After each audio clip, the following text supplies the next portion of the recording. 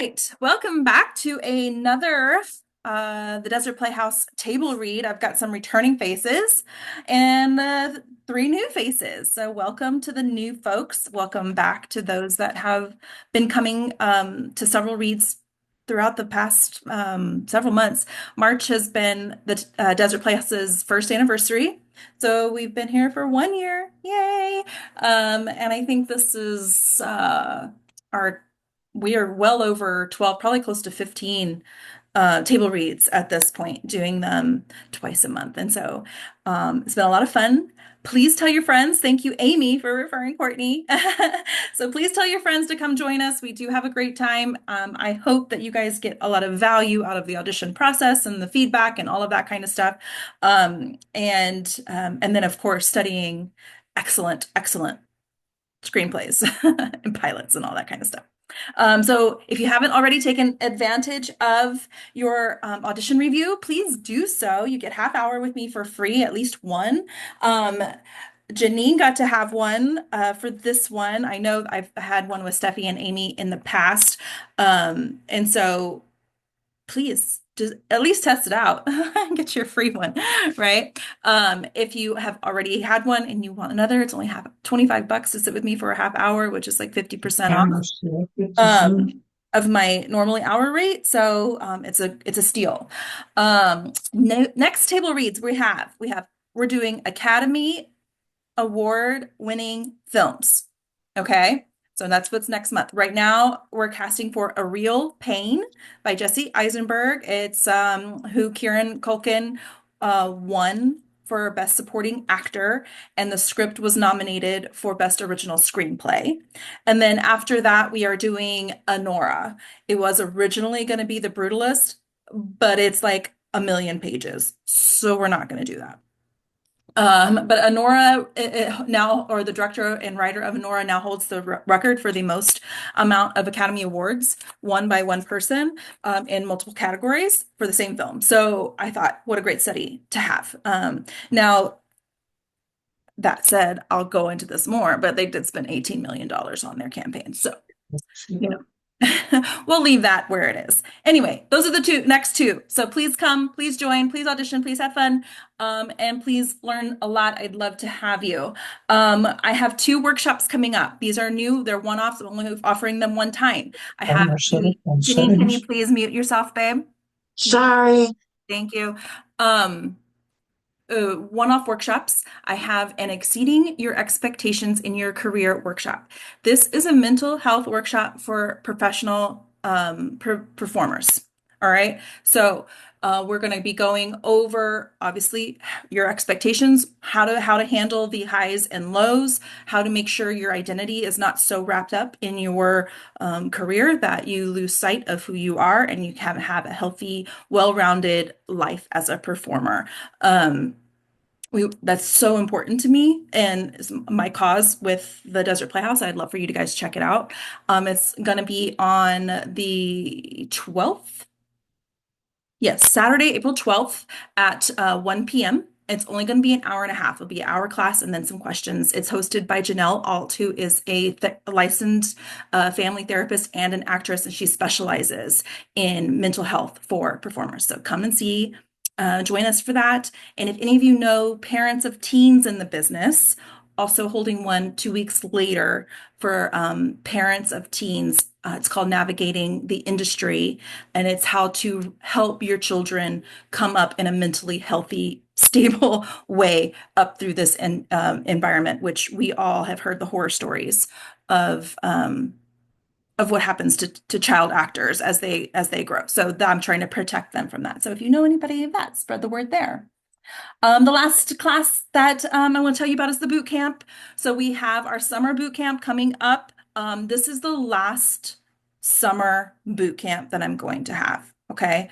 They're all going to be the VIP weekends that I've been having prior. So if you've been thinking about doing the summer boot camp, the $3,000 one, okay, that's the last time it's going to be that price. It's going to go up several $1,000s after this, okay, for the smaller boot camp weekends. All right, so just keep that in mind.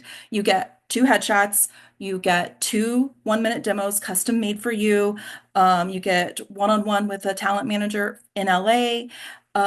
There's a wrap party, there's a screening party. I put your stuff on IMDb, you have stuff on, like you can submit it to festivals, all of these things. It's a really long, effective launch pad for your career. If you're interested in coming to the screening party that we had, we're having one on Sunday, this coming Sunday, the 23rd, at 1:30. Yeah, sorry. The mental health workshop's at 1 and the screening's at 1:30, so I'm a little loosey on that. Yeah, it's at 1:30 on Sunday. So if you want to come see what the films look like, hear from the students that did it before, ask questions, see, it's free to come and watch. So come, there's links going out in emails, so we'd love to see you there. But that's it. Yeah, those are my classes. Those are how you can work with me. Yay. Let's move on from that. Um, let's do a little gratitude, shall we?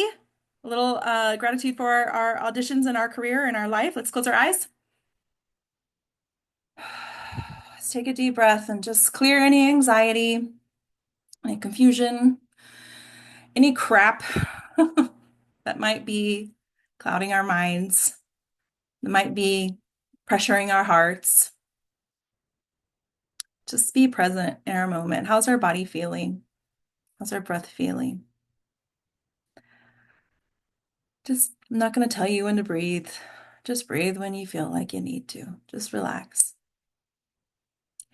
And I want you to envision you have an audition. Congratulations email that you received in your inbox, and the excitement that you get when you see the invitation to audition for a project, especially as wonderful as The Handmaid's Tale. I want you to feel that excitement through your bones. Feel it. And then I want you to say, "Thank you, universe. More of this, please."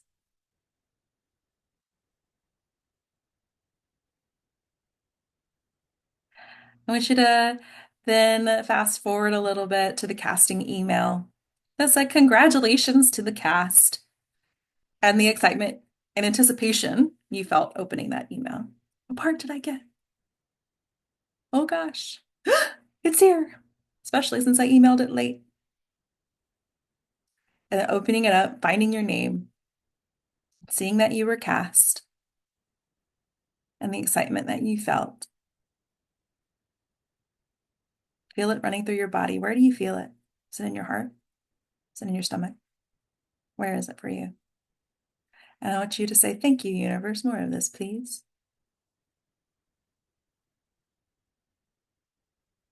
Yay. And I'm going to say thank you to the universe for all of you wonderful students in these table reads, because I want to do more of these. So thank you, universe. More of this, please. And whenever I do these, you guys, you can use whatever higher power you enjoy praying to. Universe is just the general term to attract more of these magnificent auditions into your life. All right, let's go ahead and blink our eyes open whenever you're ready. I'm going to put the introduction list in here. Let me take this column out. Okay, and when you see your name, go ahead and tell me, just go in the same order that's here. Tell me your name, where you're from, and what role you're reading for. Whenever you're ready. Hi, my name's Amy. I live in Tucson and I'm reading for June and OFFRED. June/OFFRED. Hi, my name is Janine, and I am reading for Rita. Okay, I live in Connecticut. we're going to go in order of the chat, okay? So Keith, you're next. You're muted, or I don't have your sound, Keith.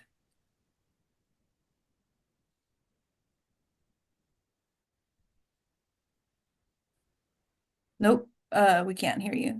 Courtney, why don't you go ahead while we're figuring out Keith's sound?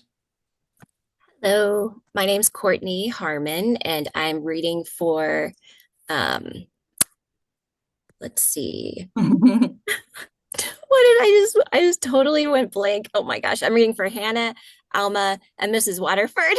Yes. And then officers one and two, or guardians one and two, and who is Great. he? It's in the chat too, babe. One, two, and three. Oh, okay. All the guardians. Okay. Okay. Sorry. That's okay. Where's the chat? And then we Oh, already met, there we go. Okay. we met Yeah, Rita. Serena Joy. Perfect. And Perfect. I'm originally from Oklahoma, but I live in Albuquerque now. So, Welcome, welcome. Janine, we met you reading for Rita already, so let's go with Bailey. Hi, I'm Bailey. Hear me now? For I'm reading for Offglen, Offeric, Janine, um, and Hear me now? Commander Waterford. And I am from Colorado, but I do live in Arizona. Perfect. Yes, Keith, we can hear you now. Let's go for it. Let's do your intro. Uh, I'm Keith Kearney. I'm based in Chicago, Illinois, and I'm playing Luke. Fantastic. Steffi? Hi, I'm Steffi, and I will be reading for Moira of Samuel, Women, Handmaids, and Nick Blaine. And I'm in Phoenix, Arizona. Perfect. And you guys know me. I'll be reading narrator, Aunt Lydia, and then there's a one-liner for woman. All of the handmaids, whenever it says handmaid slash women, plural, that's you guys. So if you're cast as a handmaid, that's all of you. Even June or Offred, you'll have to use your context clues of when you're included and when you're not, because there's some times that you're not there yet. So it's up to you. Okay. All right. So y'all ready to get started? All right. So this is The Handmaid's Tale, um, written by Bruce Miller, based on a novel by Margaret Atwood. No relation, unfortunately, but I will take the affiliation. So it was produced by MGM. It's on Hulu. This is episode 101, titled Offred. Let's see. Here we go. Exterior, Maine, country road, day. A road curves through the Maine countryside. An SUV appears, driving too fast. It swerves, fishtails, and then skids off the road. The car bounces across a grassy pasture and stops. The engine revs, the wheels spin, but the car doesn't move. Luke, 27, former hipster, jumps out, looks under the car. The wheels are buried in the soft ground. June, 28, gets out, carelessly pretty on a normal day. She's feisty and capable, but today she's fighting panic. She leans into the back seat and pulls out Hannah. The 5-year-old is scared, crying a bit. Shh, you're okay. Did the car go bump? Can we push for it? Can we push it out? I don't know. I think we need to put something under the wheels. Luke moves around the car, pops the rear door, rushing. Sirens scream in the distance, coming closer. Luke and June freeze, pure terror. They're out of time. Luke must make a decision. Go. Take her. There's an arguable certainty in his voice, but June is less sure. We need the car. Luke grabs a backpack, starts tossing in water bottles, energy bars, a small Ziploc bag with gold jewelry. Just keep going north. Luke points across the field to the woods. It's about 2 miles. He said someone will meet us. Go. I'll catch up. Sirens grow louder. Engines growl nearby. June hesitates, but just for a moment. There's no time for sentiment. June pulls Hannah close and runs for the woods. She doesn't look back. Exterior Maine woods, day continuous. Tall box, elders, and sugar maples shade the undergrowth of spiny balsam pines. June runs, carrying Hannah as she weaves between the trees. She's gone a few hundred yards when 3 quick gunshots echo. June stops short. She turns back and scans the woods for a long, terrible beat. Nothing. Just the sounds of the forest, trees creaking in the wind. Then she sees movement. Not Luke. Men in black uniforms. She can hear their faint shouts. They carry snubby automatic rifles. Fuck! June runs for her life and Hannah's. She stumbles, almost falls, keeps running as fast as she can. She's gasping from fear and exertion, but she isn't going to outrun them, not carrying Hannah. She looks around for somewhere to hide, makes a quick decision. June pulls Hannah to the ground behind a fallen tree. Hannah cries and June covers her mouth. Baby girl, please. Her pursuers close in. 8, 6 of them, all men. We can hear them clearly now. These aren't police and they aren't soldiers. There are no American flags on these uniforms, just a symbol on their shoulder. 2 angel wings. These are guardians of the faith. Go up there. Do you see her? June holds Hannah tightly as the guardians move closer. Her mind races. Then suddenly her most primal instincts take over, and June gets up and runs with Hannah in her arms. A guardian immediately spots them. There. June runs hard, fast, fueled by a crystalline panic. A guardian sprints after her, catches up, and he grabs June by the collar, twists her but viciously, and punches the guardian. A few jabs and manages to pull free. June runs, holding Hannah close, but more guardians have caught up. They grab her, pull her to the ground. Get off me! Get the fuck off me! Screams, claws, punches, kicks. A guardian pulls away, his eyes bloody. Another guardian stumbles back, clasping his groin. She's a fighter, but there are too many. The guardians manage to hold her down. They drag Hannah from her arms. No, no, no, don't touch her! Mommy! June desperately tries to get free. Guardian 2 hits June in the head with a truncheon. June falls back as the world swims gray. Be careful. She's a red tag. Mommy! June turns her head, half conscious. She sees Hannah reaching out for her as Guardian carries her away. On June's face, her eyes flutter into unconsciousness, fade to pure white. Exterior, Maine, woods, day later. Over white, voices, dry leaves, sticks cracking, the sound of boots walking on the forest floor. June's face as she drifts awake. She tries to focus. She can see the trees up above, stretching into the gray sky. She is moving. Pulling back, we see that June is strapped to a stretcher. Guardians carry her out of the woods. Exterior Main, country road, day, continuous. The Guardians carry June towards the road. They can see the SUV still sitting in the field where she left it. No sign of Luke. No sign of Hannah. 3 black SUVs sit parked on the road. Official vehicles with flashing lights. They are all marked with the same angel wing symbol. More Guardians mill around. A red van waits, doors open like a trap. The Guardian loads June into the van. They lock the doors. The blood-red van drives away down the country road. As it grows smaller in the distance, we hear June's voice. A chair, a table, a lamp. Interior, Waterford house, OFFRED's room, day. The bedroom is perfectly neat, decorated in muted colors, polished wood floor, braided rug, a folksy touch. It could be a room in quaint New England B&B. Above on the ceiling in the middle of the room, there's a spot that has been plastered over. There must have been a chandelier once. They've taken everything out you can tie a rope to. June sits, hands folded, looking out the window. She wears a full red dress, almost a cloak. A starched white bonnet covers her head. There's a window with white curtains. The glass is shatterproof, but it isn't running away that they're afraid of. A handmaid wouldn't get far. It's those other escapes, the ones you can open in yourself, given a cutting edge. It's an otherworldly tableau, a woman draped in red in this dollhouse-perfect bedroom. Or a twisted sheet and a chandelier. A long beat passes, and then... I try not to think about those escapes, especially on ceremony days, because thinking can hurt your chances. My name is Offred. I had another name, but it's forbidden now. So many things are forbidden now. June is now Offred.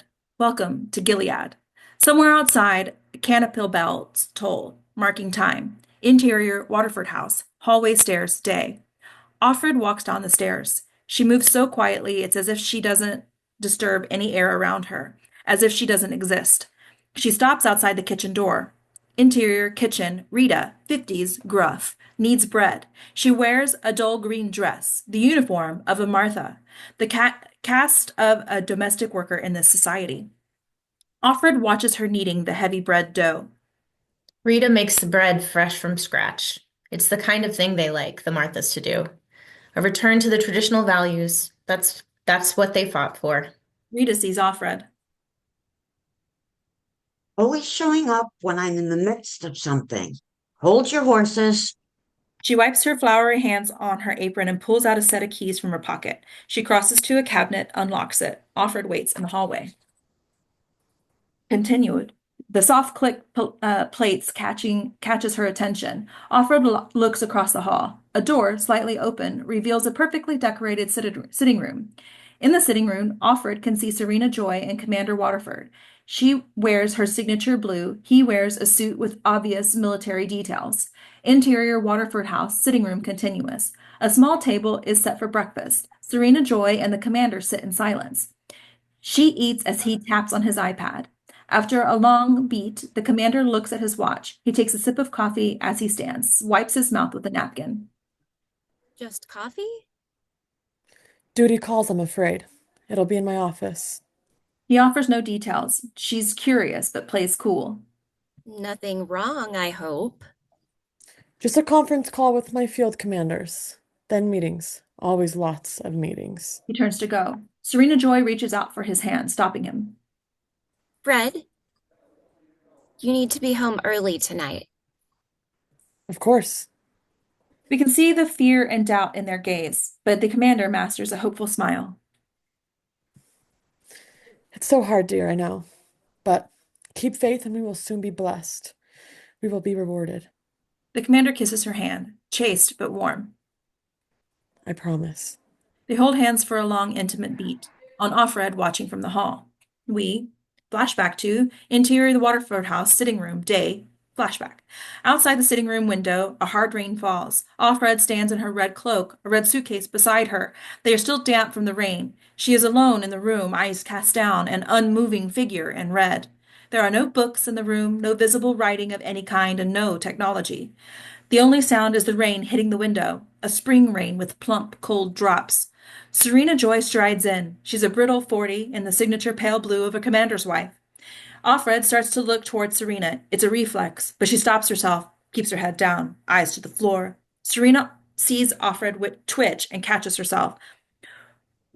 Serena takes a beat to enjoy her power at work, and then So, here you are. Offred keeps her eyes lowered. Serena Joy sits, looks Offred up and down after a long beat. You can sit down. I don't make it a practice, but just this time. Offred considers. She is carefully choosing every word, every moment. This is a dance. If Offred missteps, there will be consequences. Offred sits, folds her hands in her lap. So, old what's his name didn't work out? No, ma'am. Tough luck. This is your second posting then? Yes, ma'am. Good. Our last one was brand new. It was like training a dog and not a very smart one. I expect you know the rules. Yes, ma'am. Don't call me ma'am. You're not a Martha. From the doorway, someone clears their throat. Offred glances over and sees Commander Waterford, 50s, tall, not necessarily handsome, but commanding. Offred immediately stands up and bows her head obediently. Well, look what the cat dragged in. This is the new one. Hello. Blessed be the fruit. May the Lord open. A beat, then. I'm Commander Waterford. Fred Waterford. Praise be to you. May God make me truly worthy. Right. Well, good. The whole process is unnatural. The commander turns to leave and pauses. Nice to meet you. Serena Joy reacts with a glare. This isn't part of the ritual greeting. It's far too intimate. Offred turns the words and the rules over her head. She doesn't know how to play it, what to say. She chooses. You too. The commander leaves. Offred shifts in the uncomfortable silence. The rain hits the window, an uneven rhythm of taps. Offred doesn't know what to do. She sits down again. Get up. Offred gets up. I want to see you as little as possible. Do you understand? Yes, ma'am. Yes. Mrs. Waterford. He is my husband until death do us part. Don't get ideas. If I get trouble, believe me, I will give trouble back. Alfred stares down at the floor as we end the flashback. Interior Waterford House, hallway stairs day. Rita steps up, bringing Alfred out of her memory. The commander likes his eggs lately. Make sure they're fresh, not like last time. Tell them who it's for and they won't mess around. All right. Rita hands her a shopping basket, then tears some paper tokens from a ration book. They have pictures on them, but no words. 12 eggs, a piece of cheese, a fish. She hands the tokens to Offred. Offred risks a small, warm smile. Thanks. Rita offers a frown and heads back to work. I shouldn't take it personally. It's really the red dress she disapproves of.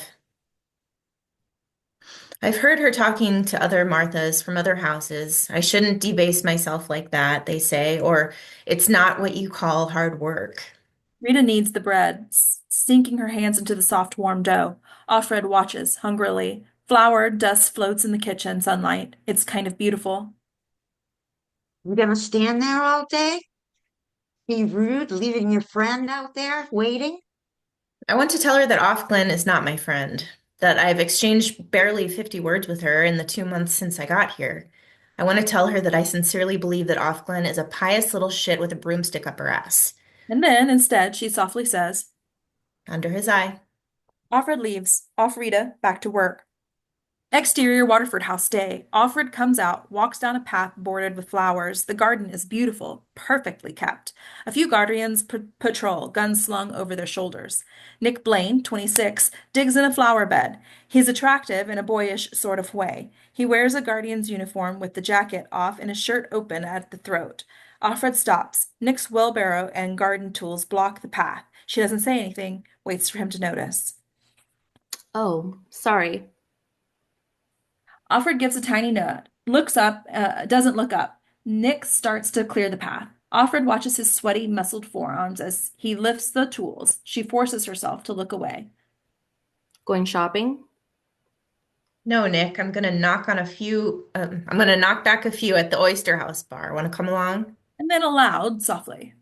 Yes. If you're going to all flesh, avoid the chicken. I read they've got crazy levels of dioxin. Offred hesitates, weighs her responses, also always so careful. I'm going to loaves and fishes. Then you should definitely avoid the tuna. Offred hesitates. Mercury? No, I just don't like tuna very much. Nick smiles. It's almost a normal moment. He's the commander's driver. He lives over the garage. Low status. He hasn't been issued a woman. Maybe he's lonely. Maybe he watches me. Maybe he's an eye. Oh, fuck. We can see the terror in her eyes, even if we don't know exactly why. Later we'll find out the eyes are the secret police of Gilead, the Gestapo. Offred goes pale, looks away. Peace be with you. She hurries away through the gate. Ovglen waits on the sidewalk. In her red cloak and white bonnet, she is another handmaid, Offred's twin, dressed exactly alike, head bowed. Blessed be the fruit. Offred is still rattled. She didn't make a mistake with Nick. Or did she make a mistake with Nick? A fatal mistake? Is it possible? May the Lord open. Ovglen notices that she's agitated. Alfred, are you okay? Yes. Very well, praised be. Thanks for asking. Pious little shit. Offred tries to calm herself as she walks off with Ovglen. Exterior Gilead, upscale neighborhood, day. Idyllic, stately homes with beautiful gardens, hiding so much darkness. Marthas walk on the street, some guardians, no wives, no commanders. Commander, black car, and a few military Humvees pass black with the winged symbol on the doors. Offred walks with Ovglen. We go everywhere in twos. It's supposed to be for our protection, for companionship. But that's bullshit. There are no friends here. There can't be. The truth is, we're watching each other. She's my spy, and I'm hers. She has never said anything that wasn't strictly orthodox. But then again, neither have I. Because here, trust is dangerous. It's fatal. That's how you end up on the wall. And then, We've been sent good weather. Which I receive with joy. The war is going well, I hear. Offred reacts, hungry to hear any news, but she quickly buries her desire, answers as evenly as possible. By his hand. Offred waits eagerly. They've defeated more of the rebels. Praise be. What were they? The rebels, I mean. Ovlin hesitates. Any curiosity is suspicious. Baptists, I think. Suicide bombers. They had a stronghold in the Blue Hills. We smoked them out. Offred waits, eager to see if Ovlin will offer more. She doesn't. After a long beat, Offred abandons her hopes. Praise be. Offred and Ovglen pass a small white church. Behind a wrought iron gate, commanders' wives in blue dresses stand chatting near a line of black SUVs. The door to the church opens. A dozen prepubescent girls emerge from the church dressed in long pink and white smocks. Virginal, a team of armed guardians escort them. Offred stops, stares at the girls. One girl looks her way, smiles. On Offred as we exterior beach day flashback. 3-year-old Hannah runs the breaking waves, squealing and laughing. Luke chases her into the water, pure joy in flashback. Exterior Gilead, upscale neighborhood, church, day. Back on Offred, rocked by her memory. Offred, we should go. She turns, trembling slightly, fighting her emotions. They walk on. Interior Loaves and Fishes, day. One second. Janine, I'm going to mute you. Interior Loaves and Fishes, day. Offred and Offglen enter. Sorry, there's background noise somewhere. Not sure where it is. Offred and Offglen enter. A sign shows a loaf of bread and a fish. Pictures, no writing. Only women are shopping. Handmaids, some Marthas, and a few econo wives. Working class wives in gray dresses. It is the grocery store. Some bare shelves, fewer choices, but otherwise it's pretty ordinary. Most of the produce is in season. Gilead has embraced the organic farm-to-table locally grown philosophy. It's like Ralph's, except for the Guardians patrolling with machine guns and the packages of food marked with pictures. There's no writing anywhere. Offred is still shaken by her memory of Hannah. She follows up Glenn by route, not thinking. 2 handmaids of Samuel, 19, talker, and of Eric, 32, observant, step up, excited whispers. Hey, under his eye. Did you see? They have oranges. Praise be. The fighting in Florida must be going well. I know, right?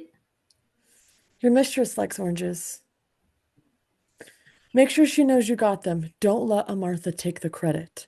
Offred fights to focus on the conversation and finally says, I don't have a token for oranges. Tell them you're Commander Waterford's. He's really high up there. His name's in the news. Eric looks to her sharply. Samuel realizes, goes ashen. I didn't read it. I promise. Glenn comes to the rescue. We should get some oranges before they're all gone. They walk off. Offred waits a moment, still shuddering from her memory of her daughter. A beat, then she follows. Interior Loaves and Fishes, 5 minutes or minutes later. Crates of oranges are stacked into a makeshift display. Women crowd around. Of Glenn, of Eric, and the other handmaids take oranges. Offred just stares at the crates, mind elsewhere. Praised be his bounty. Take some. Offred takes a few oranges, puts them in her basket as she does. They took my daughter. I need to get her back. I don't need oranges. I need to scream. I need to grab the nearest machine gun. Should we walk home by the river? Offred struggles to change gears. To sound serene, half succeeds. That would be nice. Exterior Gilead, Riverside, day. Offred and Offglen walk around the river. Trees and benches line her path. It's beautiful. A few guardians patrol. Some Marthas and econo wives head home with shopping baskets. There are no runners in shorts, no lovers walking holding hands, no children. They pass a guardian post. Piled sandbags surround a machine gun nest.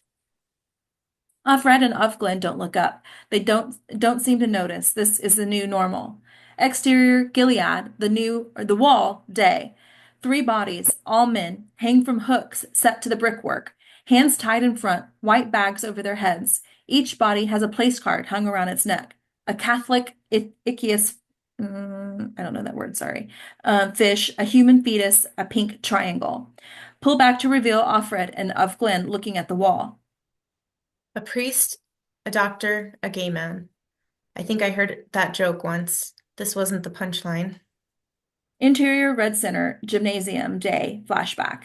Angle on a young woman, Moira, 28, quick and profane, seems to be listening intently. She wears a red handmaid's dress, sits at a school desk. We pull back to reveal a former high school has been turned into an indoctrination center for handmaids. They made such a mess of everything. They filled the air with chemicals and radiation and poison. In the gym, Moira and the other women in red dresses sit in rows of desks, hands folded, silent, obedient, eyes front. Stern women in brown uniform watch the class. Cattle prods hang from their belts. These are aunts, brutal overseers of the handmaids. Aunt Lydia, 50s, pleasant and sadistic, lectures to the women. A computer project PowerPoint slides on a screen. It shows a graph of falling birth rates. So God whipped up a special plague just for them, a plague of infertility. Do you blame him? I most certainly do not. A door opens. Moira turns her head slightly, just enough to see. Across the room, guardians lead a group of new arrivals, including Janine, 22, Ballsy, and June. A handmaid in training at a desk turns to look. Whack! An aunt immediately smacks her on the back of the head, hard. The chastened handmaid looks back towards Aunt Lydia. June shuffles in, looking a little sleepy, drugged. As birth rates fell, what did they do? They made things worse, can you imagine? Birth control pills, morning after pills, murdering babies in the womb, cutting them into pieces. And Lydia takes a beat, as if the pain is too much for her. She steadies herself and goes on. How could they have done such a thing? Just so they could have their orgies, their tender, so they could run around like beasts, such wickedness. These were dirty women. They were sluts. The guardians lead the women to the desks. June looks over the room of women. She spots Moira. Eyes connect. Recognition. They know each other from before all this. Exterior, Constitution Park, Boston, day, flashback. Day, the last days of summer. Offred, or June, sits at a picnic table, normal clothes, solo cup in hand. Moira sits beside her, lighting a joint. A dozen college kids gather nearby. Music, a keg, food, cooking on the grill. It all seems so normal, so decadent compared to the life in Gilead. Moira offers the joint to June. June gently demurs. No thanks. 12 stepping it, huh? Well, about time. We've all been waiting. Fuck you. I've got to finish writing that thing later. For Dietrich's class? What's it about? Campus sexual assault. For against. This gets a laugh. A pretty woman steps up, towel in hand, flirty. Moira, come on, come swimming. It's too cold, babe. The woman leads, whispers into Moira's ear, brief and naughty. It gets a smile from Moira. June watches, amused. I'll be right there. The woman waves politely to June, then heads off. A beat, then June looks to Moira. You don't even know her name, do you? Don't you have a fucking paper to write? Two friends. Interior, red center, gymnasium, day, flashback. June looks towards her friend. Moira shakes her head just slightly. No. Then Moira looks away. June understands the message. Don't let anyone see that we know each other. She walks past Moira, not offering any recognition. She sits down. Aunt Lydia continues her lecture, full of devotion. But you are special girls. Fertility is a gift directly from God. He left you intact for biblical purpose. Like Bilhah served Rachel, you girls will have the leaders of the faithful in their barren wives. You'll bear children for them. You are so lucky, so privileged. Janine sits down behind June, leans to her.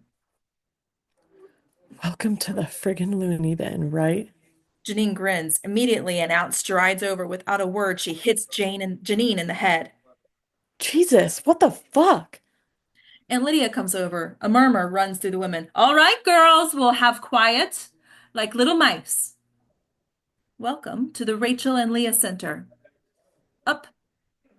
Fuck you. Blessed are the meek, dear. Aunt Lydia quickly pulls her cattle prod out and jams it into Janine's neck. She shocks her, holding the prod against her skin. The pain is excruciating. Janine screams, sliding off her seat to the ground, retreating and cowering. Three aunts descend, pulling Janine to her feet and dragging her away. On June, watching. Blessed are the meek. They always left out the part about inheriting the earth. And Lydia heads back to the front of the makeshift classroom. Girls, I know this all feels very strange right now, but ordinary is just what you're used to.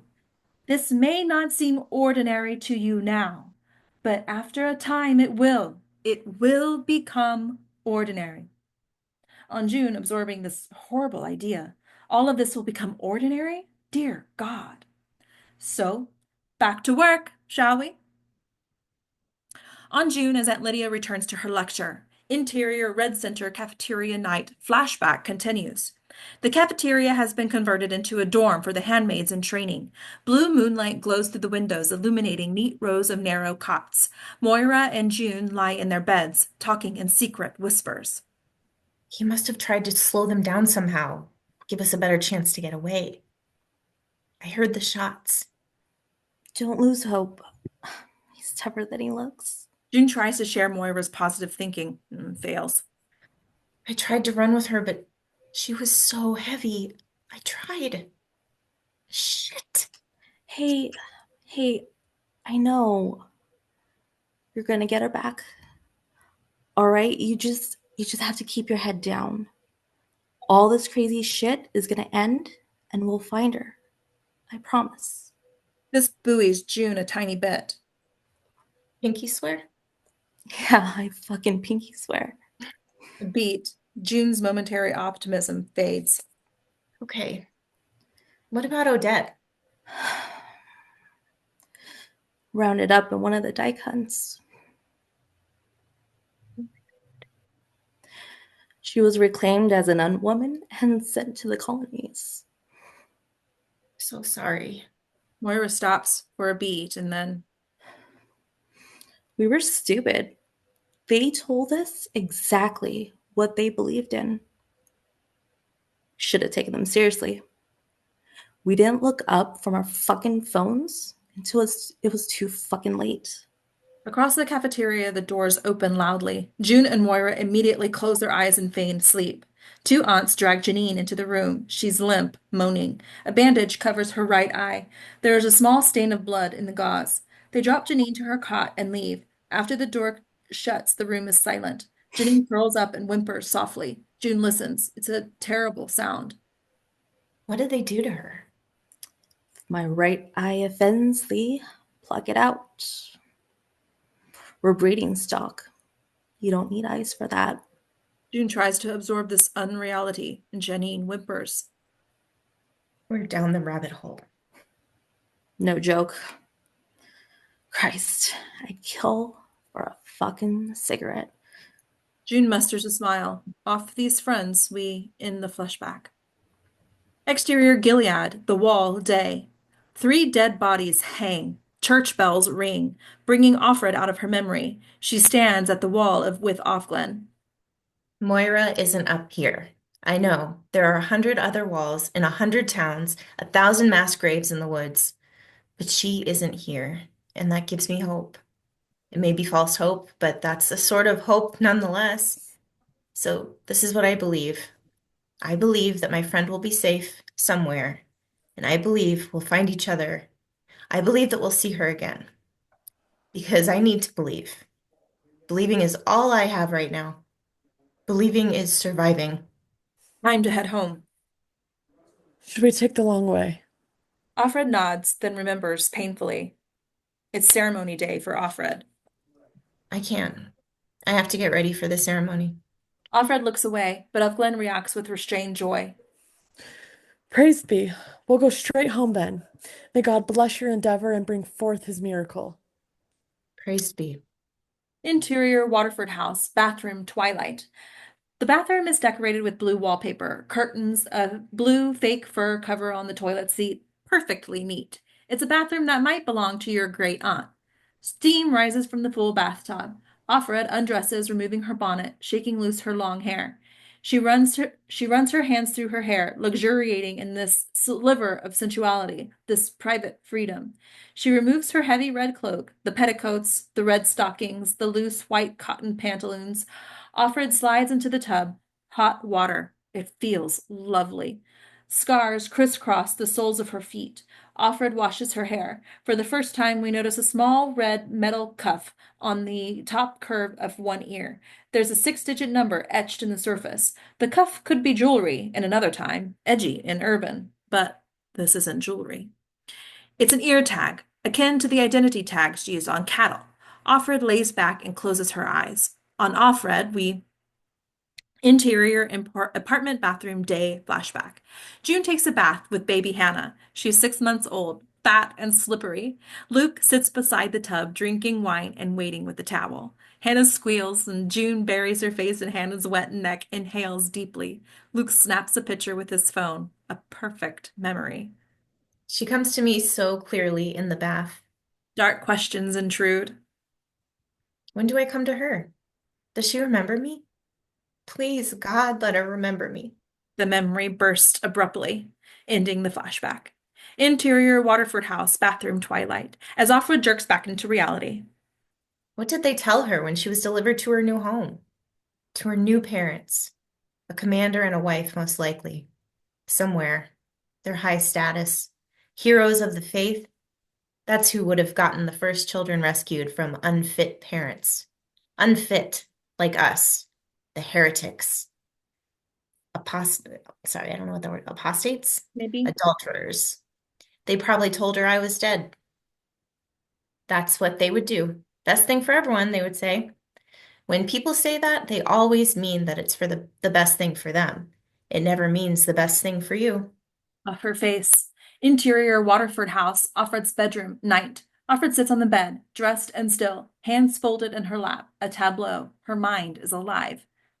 The bath is required before the ceremony. I am to make myself clean, washed and brushed like a prize pig. I want to know what I did to deserve this. Interior Red Center gymnasium, day, flashback. Chairs are arranged in a circle with a single chair at the center. June, Moira, and the other handmaids in training sit at the perimeter. Janine sits in the central chair. She wears a smaller bandage over her missing eye. Aunt Lydia stands beside her. Other aunts walk outside of the circle, watching all of the women cattle prods ready. The boys kept coming down into the basement for hours, it felt like. At first they took turns, but later I think there were 2 or 3 at a time. I knew most of them from school. I just couldn't believe they were doing it, that it was happening. But it did happen. Yeah. And who led them on? Whose fault was it? Janine shrugs weakly. She hangs her head. June watches Janine. Whose fault was it, girls? Moira and the other women in the circle respond, pointing and chanting in unison. June joins weakly. Her fault. Her Her fault. Her Her fault. Her fault. fault. Aunt Lydia gives June a stern look. She's not showing enough enthusiasm. Moira leans to her. Come on, do it. Why did God allow such a terrible thing to happen? And Lydia glares at June. June steels herself and joins with the terrible energy. The women point at Janine, accusing. Teach Teach her her a a Her lesson. lesson. lesson. Teach her Teach a her a lesson. lesson. Teach Teach her a her Teach a her a lesson. lesson. It's a scene of horror from another century, ending the flashback. Interior Waterford house, Offred's bedroom, night. Bells chime, bringing Offred out of her memory. Offred wonders, what lesson is God trying to teach her? She stands up, walks out of the bedroom. Interior Waterford house, sitting room, night. Offred enters. The room is quiet, empty. Offred steps into her spot, marked by a small red cushion. She kneels, heads down, hands in her lap. A long, silent beat passes. She waits obediently. Rita enters, wiping her hands on a dish towel. She takes her place, standing behind Offred. Rita looks down at Offred. Her normal scowl slips. Janine, you're muted.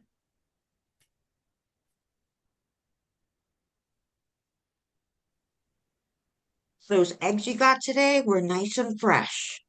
Offred glances up, sees the pity in Rita's eyes. Whatever's about to happen, it's bad enough to make Rita feel sorry for Offred. Offred nods in thanks, lowers her head again. Nick enters next, stands beside Rita, a long beat. Wish they'd hurry up.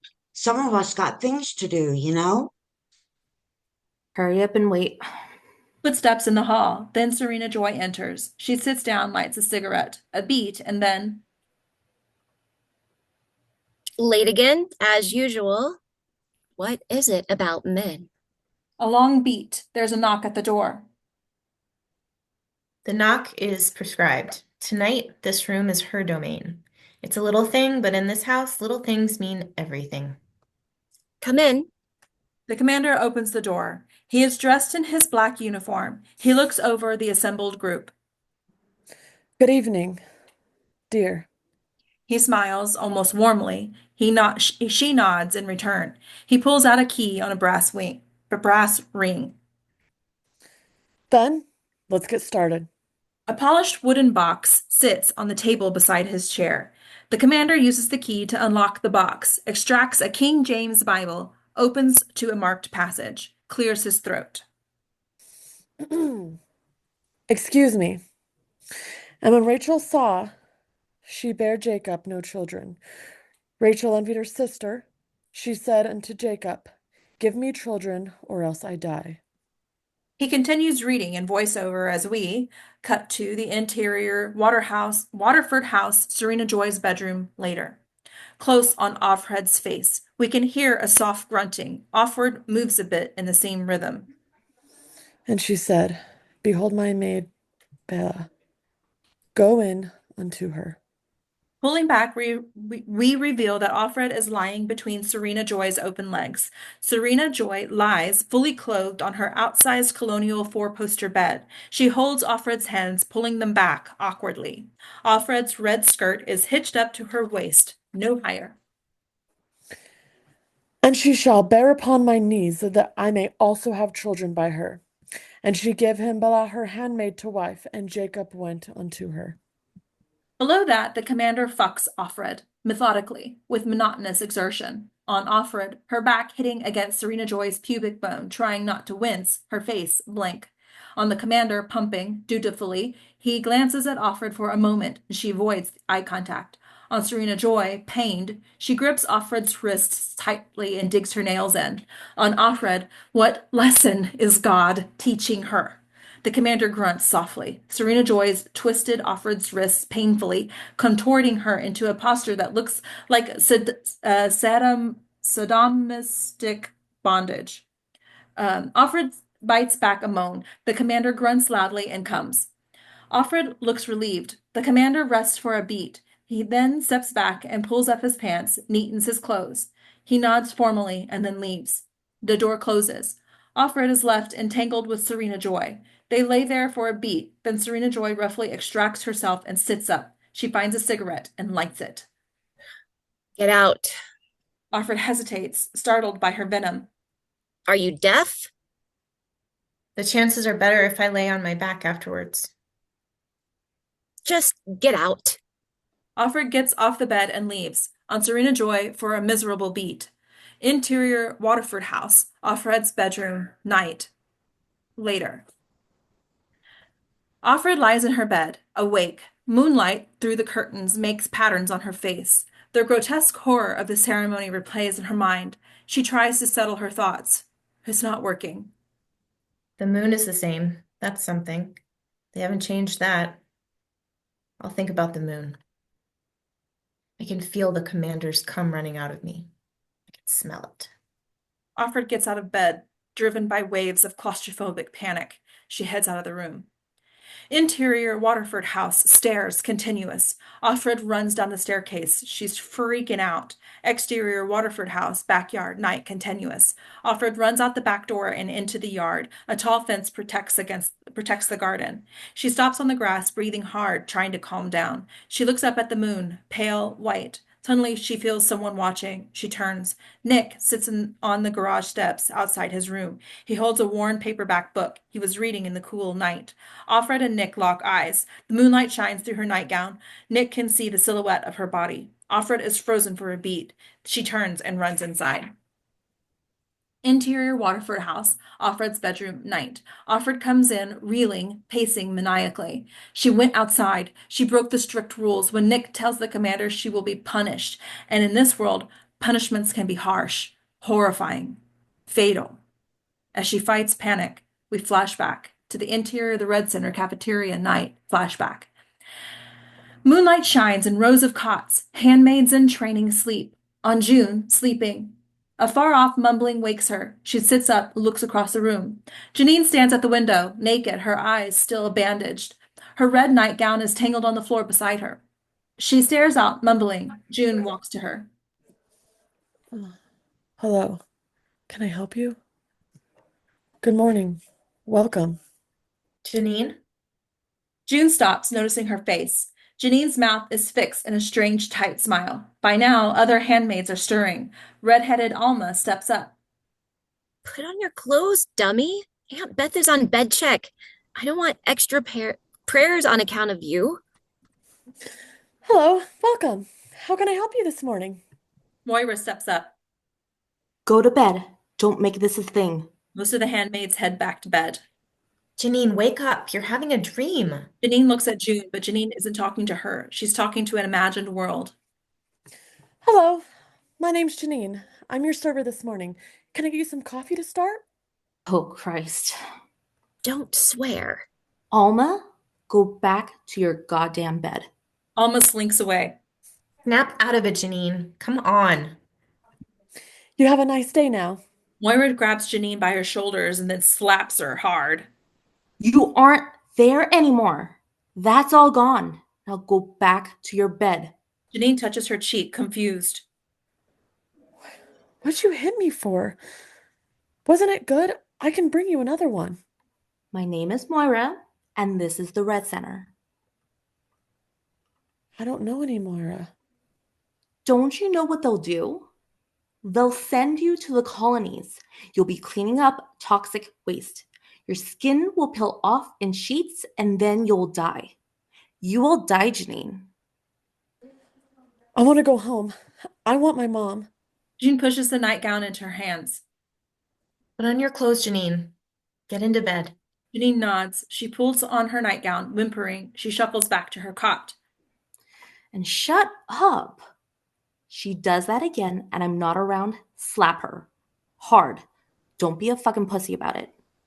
Yeah, okay. I'm serious. That shit's contagious. Hey, you want to see your baby girl again? You need to keep your fucking shit together. They're all close to breaking. June nods, strengthened. End flashback. Interior Waterford house, Offred's bedroom, night. Offred paces, Moira's words in her head. Keep your fucking shit together. Offred takes a breath, calms down a little. You're alive. That's what matters. Moira said if we're alive, we will find her. We will find my baby girl. Time cut to exterior Waterford house, morning. Morning. Nick polishes the commander's black car with a soft rag. Tilting up, we see Offred watching from the bedroom window. That hasn't changed. The way men caress cars. I still don't get it. Interior Waterford house, Offred's bedroom continuous. Offred looks out the window, watching Nick. He saw me outside last night. I know he did. But the eyes haven't come for me. No black van, no boots on the staircase. I'm not safe, I know that. But he hasn't told anyone. Not yet. Why not? Offred considers. The question hangs unanswered. In the distance, a bell tolls. 3 slow chimes. Offred reacts. It's a signal. The handmaids are being summoned. 3 bells. There's a salvaging today. Offred heads out. Interior Waterford house, kitchen, day.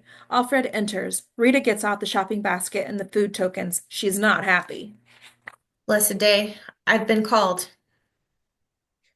Yeah, I heard. Now I've got my work to do and your shopping. I'm sorry. Nick enters. Offred stops, surprised to see him. He hesitates as well. Offred feels the danger, waits for a sign. Good morning. Offred reacts, parses his words, and it is a suspiciously casual greeting, definitely a breach of the strict etiquette. Rita shoots him a look, taking note. She plays it casual. Good morning to you. Offred plays it safe. Praise be. The commander wants you to get more oranges if they still have any. Yes, sir. My pleasure. Any other special requests? Offred thinks, then decides to be bold. They had tuna at Loaves and Fishes yesterday. It looked good. You should get some. Offred looks to Nick. The tuna is an inside joke. She knows he doesn't like it. In this world of nuance and danger, she's sending a message, asking a question. We had a moment, remember? We're friends, aren't we? She's trying to charm him. It might keep her alive. Oranges and tuna? Sounds delicious. Under his eye. Under his eye. Rita leaves. Offred and Nick stand in silence. Nick is cool, unreadable. After a long beat, Nick smiles. Then I don't know what that is. Maybe Offred has bought herself a little safety, some goodwill. The bell tolls again, 3 slow chimes. Go in grace. In grace I go. Offred leaves. Pre-lap, the sound of the bell, tolling again, slowly. A steady chime now. Exterior Gilead, path to the common, day. The path curves through the trees, bells ring. Handmaids converge. In their cloaks they make a red river, flowing. They are gathering for the salvaging. Guardians line the path, herding the handmaids, watching, listening. In the crowd we find Offred. She waits as the other handmaids pass. They exchange greetings. Praised be, blessed, may the Lord open. This is a district salvaging for handmaids only. They don't have them very often anymore. There's less need where we are all so well behaved. Uvglin steps up. Blessed be the fruit. May the Lord open. Paired, they join the others heading to the common. Exterior Gilead, the common, continuous. At the front of the lawn, it is a large stage with microphones. Red cushions sit in rows on the grass. Handmaids come in, choose cushions, kneel. Guardians watch everyone. As Offred crosses the grass, she looks for any familiar faces among the sea of handmaids. They all keep their eyes down, submissively, obediently. Offred spots someone. It's red-headed ALMA from the Red Center. Their eyes meet just for a moment. Connection, recognition, a friend. Offred drifts over to her. Under his eye. Under his eye. There are guardians everywhere. Alma only glances up. They speak in very low whispers. Where are you posted? Commander Ellis. He can barely get it up. Where are you? Waterford. Fancy pants. Nice house, I bet. Have you heard about anyone? I saw Gabby a few months ago. She had a miscarriage.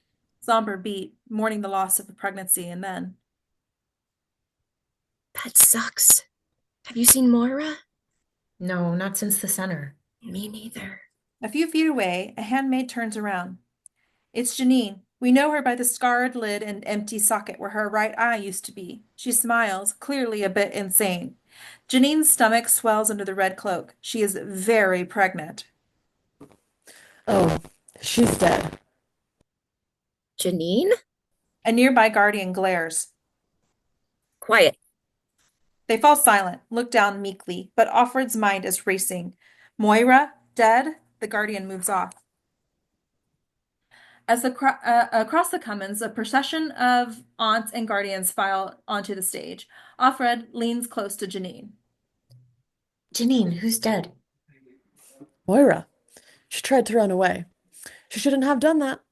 They caught her. They sent her to the colonies. She's dead by now. Offred can't breathe. Moira, sent away to the horror of the colonies. She has no time to process as Aunt Lydia steps to the microphone. To your places now! Quick, quick! Ginny moves away, leaving Offred shaking. Uvglen watches her, always watching and listening. All across the grass, the handmaids sort themselves into neat rows. They kneel when they are still. Well, good morning, girls. Good Good morning. Morning, Aunt morning, Lydia. Aunt Lydia. Offred doesn't respond. She's still in shock. Guardians patrol, ensuring obedience. Uvglen notices Offred's silence, leans in toward her. Offred. But Offred is lost, thinking about Moira, reeling. I'm sure we are all aware of the unfortunate circumstances that bring us together on this beautiful morning when I am certain we would all rather be doing something else. But duty is a hard task mistress, and it is in that name of duty that we are called here today. And Lydia pauses. The handmaids rustle restlessly. On stage, two salvagers appear, wearing all black, with black hoods over their heads. They drag a prisoner onto the stage. Wrists bound, he wears a torn guardian uniform. His face is bruised and bloodied. Offred comes out of her fog, looks at the prisoner, his guardian uniform. Her eyes fill with vengeful anger. This man has been convicted of rape. He was once a guardian of the faithful, but has disgraced his uniform. The penalty for rape, as you know, is death. Excitement ripples through the handmaids, and Lydia looks out proudly.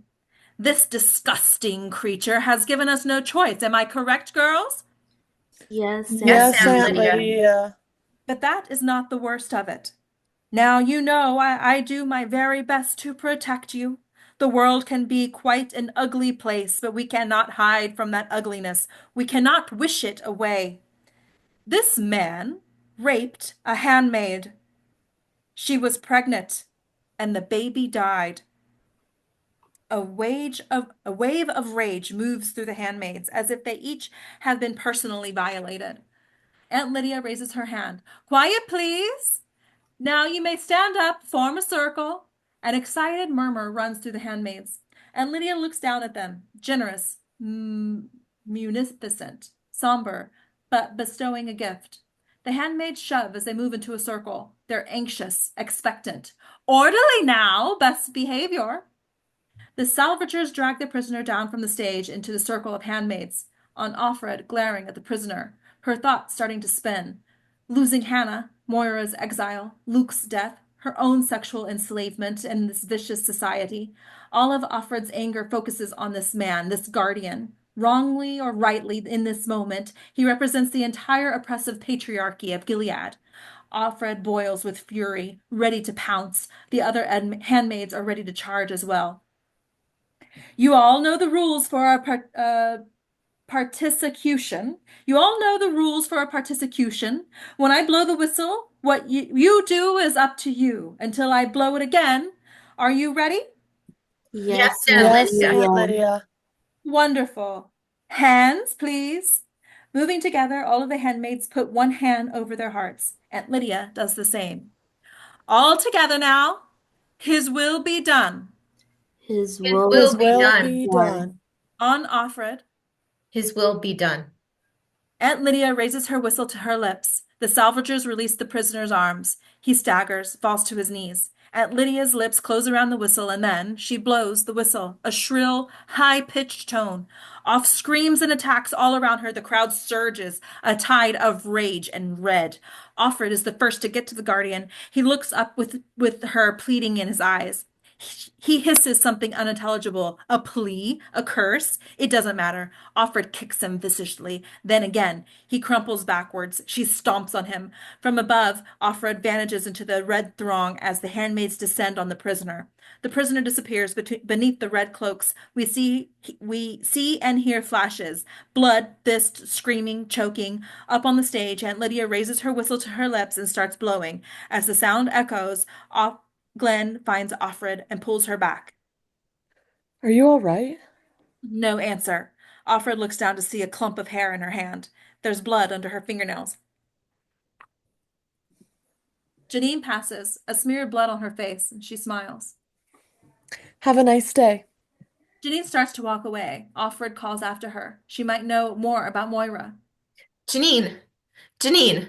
This is dangerous. Even using Janine's name is dangerous. The murmuring crowd camouflages her voice, but a few nearby guardians turn.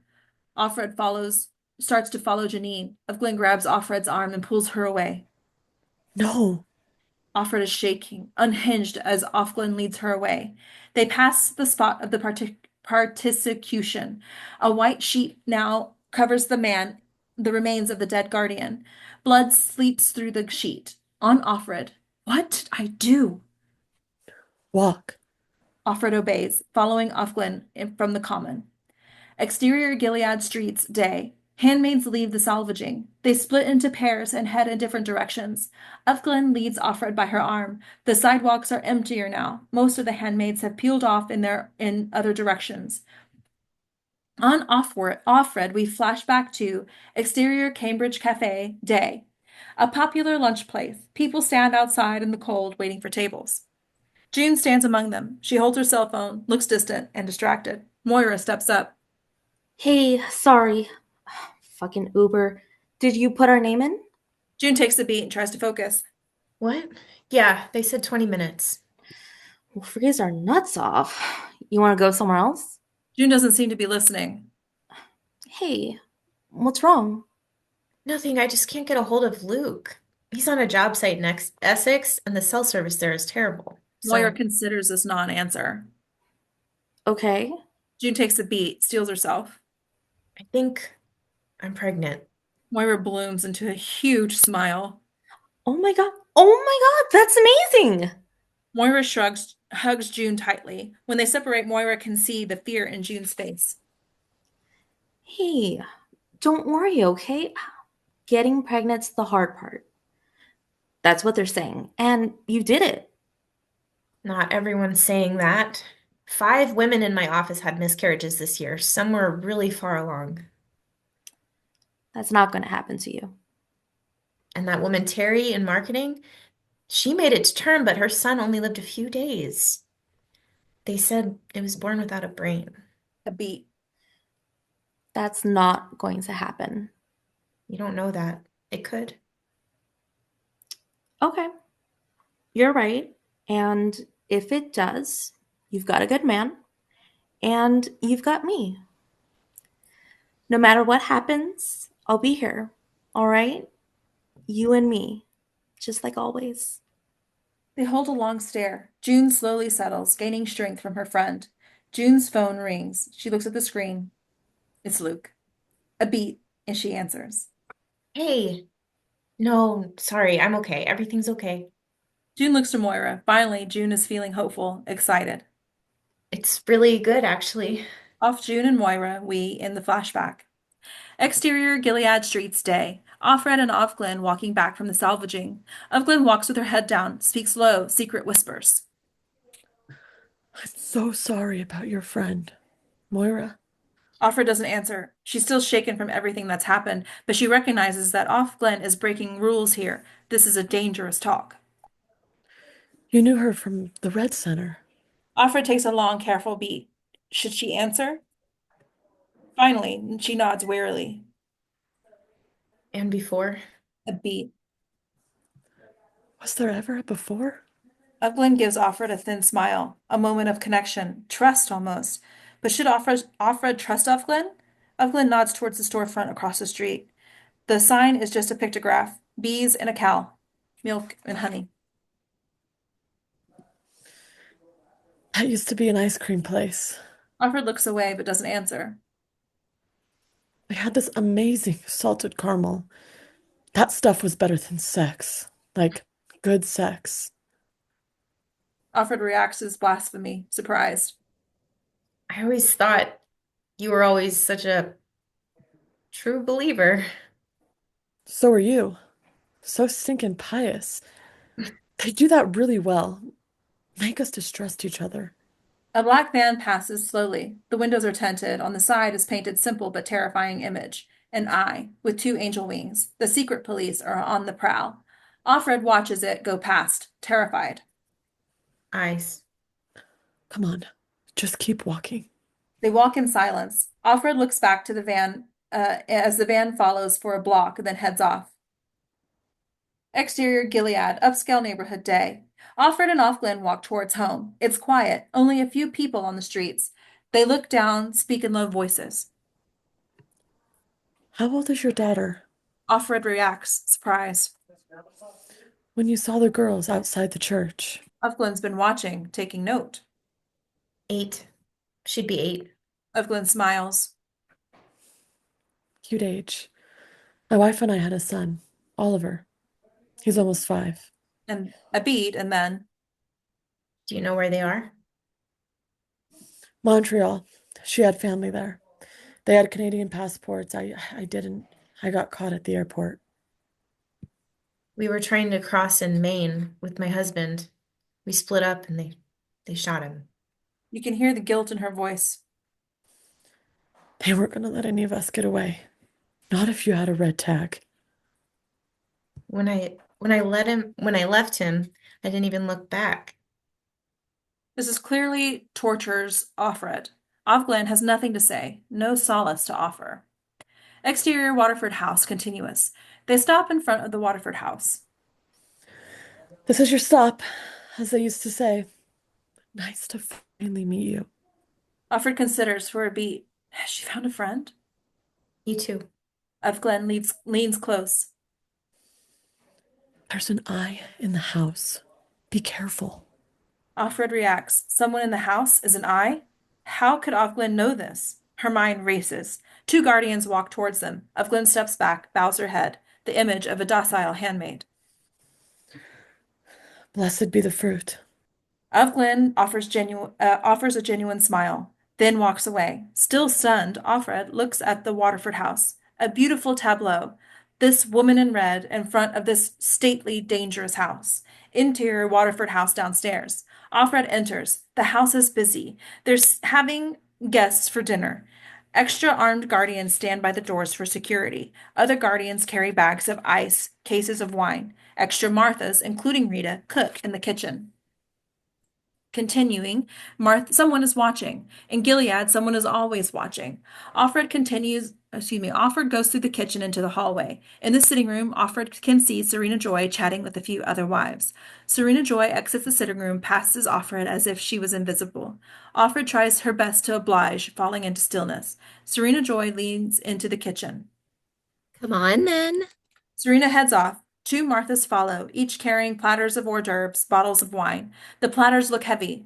Offred reaches for a platter, trying to help. The Martha smiles gratefully. Offred follows Serena Joy and the two Marthas down the hall into the commander's office. Serena Joy knocks. Gentlemen? Nick opens the door. Past him, Offred sees Commander holding court with a few other commanders. Waterford is clearly the center of attention, the big dog. Lovely. Thank you, dear. Nick and the other guardians take the trays from Offred and the Marthas.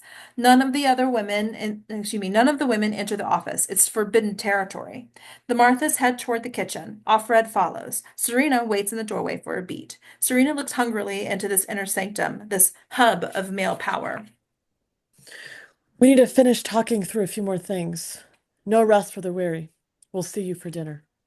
Serena Joy is being dismissed. With a practiced smile, she closes the door. Offred watches as Serena takes a beat outside the closed office door. She's been shut out, and it hurts.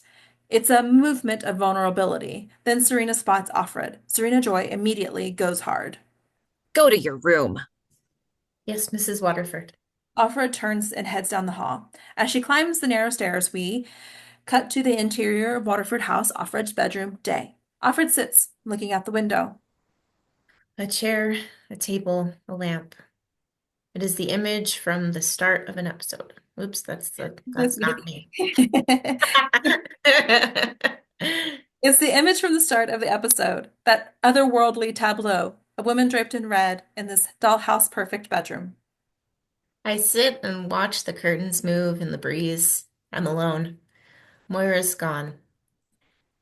And there's a man lying bloody and dead in a field of grass. A man I did not know. A man I helped to kill. And then there's Offglen. She is a friend. Is she a friend or a trap? I don't know. But I do know that she's right. Someone is watching. Here, someone's always watching. So nothing can change. Everything has to look the same because I intend to survive. I intend to survive for her. Her name is Hannah. My husband was Luke, and my name is June. June, as it is the first time the audience has heard her name, or it is the first time the audience has heard her name. Offred sits, still, seemingly docile, but there is a new defiance in her eyes. End of episode. And I have chills all up and down. Yay! Good job, everybody. Good job, girls. This is such a scary show. Yeah.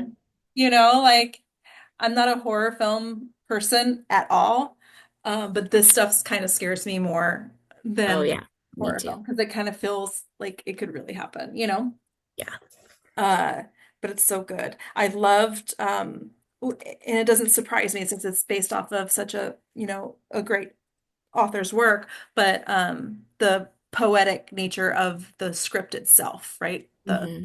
way it's written and the stage directions and all of that kind of stuff really like gives you know the tone without having to ever have seen the movie, like the show, right? Like you can see it and your brain's so colorful or lack of color, but you know what I mean? Like it's described so well. It's beautiful. Who else? What go? Impressions of reading the script. If you've seen the show, differences, etc. Like what's going on with you guys reading the script? It was intense. Who said that, Steffi? I did. Yeah. Yeah, yeah, intense. Like for this table read, or intense as you were studying it. Both actually. Hmm. So it was one of those things where I was reading it, I was literally at the edge of my seat, like, oh Hmm. my gosh. But the details is what really helped me with my script analysis for the setting and the flashbacks, especially. Yeah, the flashbacks. The time hopping can be challenging when you're studying for a role. Um, Especially you, June, because you have not only present day Offred, you have flashback June, and then you also have voiceover Offred, or voiceover June, I guess she would be. I don't know. So you have almost, I wouldn't say three characters, it's the same character, but three timelines that you're working in. Yeah, like the before times in college when this wasn't like maybe it was creeping in, but it wasn't overtaking their lives yet. And Mhm. then her time, being a young mother, and then how that even that time was scary for her, reading that scene with Moira, how it started to slip, and then 8 years later now. So yeah, there Yeah. was a lot to think about. Yeah. How was that preparing for this role, like understanding where June was in her journey? It was interesting the scenes that you picked for our auditions because it was nice to have that before and after time to reflect about. But I've had this story in my heart for like 20 years because in college this was like my women's studies 101 Mm-hmm. So you coursework. you read the book before the show, and then the show, and now this. Yeah. Okay. Before that, there was a 90s movie. Is anyone I know familiar that. with Yeah, Handmaid's go Tale, ahead. like 90s movie? So we watched that in our women's studies class, and it was shocking to me. I'd never seen such violence like portrayed in film like that before. And then we read the book, and so it's always been something in my entire adult life that I've kept in the back of my brain, Mhm. and like it's also shocking to it's always like throws me too that like Margaret Atwood when she wrote the book she took everything from things that have happened in different areas of the world in different time periods, so nothing is really completely fabricated that she talks about, which just is a great reminder of you know keeping keeping our rights with us all the time and in the forefront of our minds. That's why I Yeah. think the show is so timely and powerful just for everything. When it Without debuted, getting into too many things. and I think it's, no matter really who's in office, and I don't really like to get into politics, but is as a society, it's interesting to look at what could be if you changed one little thing, right? Mm. And as we're creating this world, in every part that we do, we're creating little worlds, right? Some may be closer to reality than others. But when you're preparing your roles, how I say easy is it to go, well, what happens if I change this one little thing? If you change one little thing in your preparation, it could really send you into, oh, if that changed, then I might do this or I might do that, or this might be the way I walk or sit or talk, or all of it could be a domino effect into something completely new and unique and interesting simply by going, oh, what if she had blah, blah, blah? What if she'd been through this? So Mhm. it's a interesting setting, not just for society, but like as we're building our own little worlds. I think it's great. Yeah. Um, Yeah. Anybody that had time hops in their characters, how was that for you trying to figure out when was what preparing, who what did you know then versus what do you know now, all that kind of stuff. That's what I'm like really like to talk about as we study this script is like how to break down those time hops. Anybody want to chime in? Amy, you can keep talking if nobody else talks, or it'll be me, and my voice is tired. So, I was just I didn't have like time pops, but I really loved reading the voiceover for June. Like I don't know. I have never read the book or anything, but I just thought that was awesome to like read it, like mhm, the voiceover part. But yeah. yeah. Who else wants to talk about time hops?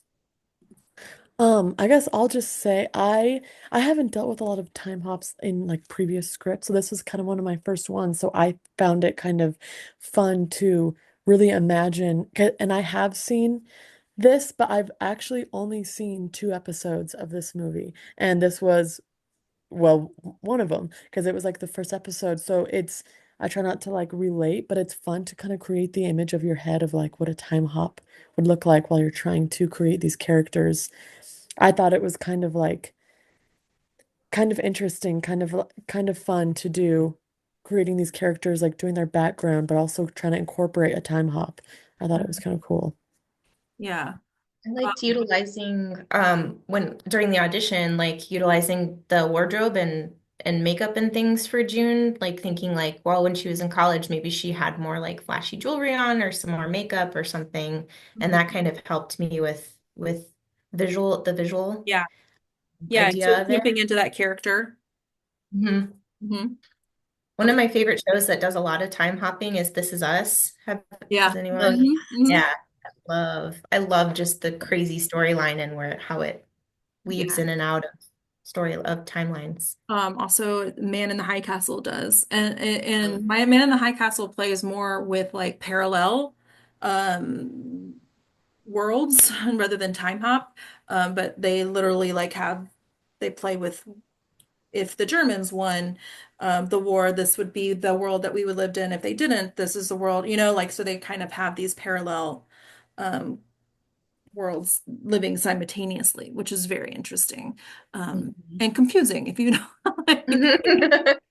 Like if you're trying, it's one of those shows where you can't like just watch it, with doing something else because you're like, what is happening? Because you have to like really focus on it. But anyway, similar to this one, like you have to, since it's such a new world, like if you miss anything, then you've missed exposition um, that you're not catching up with unless you hit a rewind. But that said, when you're preparing for these roles, right? You have to know this script so well that you can break it apart and know when you're performing, let's say for June, just because she hops the most, right? When she's doing this flashback, she doesn't know anything that's happened in Gilead, right? How much does she know at what point, right? When she finds out she's pregnant 8 years prior to this day, how far has the Gilead movement come along? What is this, what are the hints? What do the scripts give you, right? So the scripts flashbacks are there for to help the audience understand too, right? So we're digging out all of those clues and you have to break it into sections so that you as an actor, actress, um, really understand what you're shooting that day. Right? Because it's not going to be shot in order anyway, right? So know exactly this is 8 years ago. This has happened.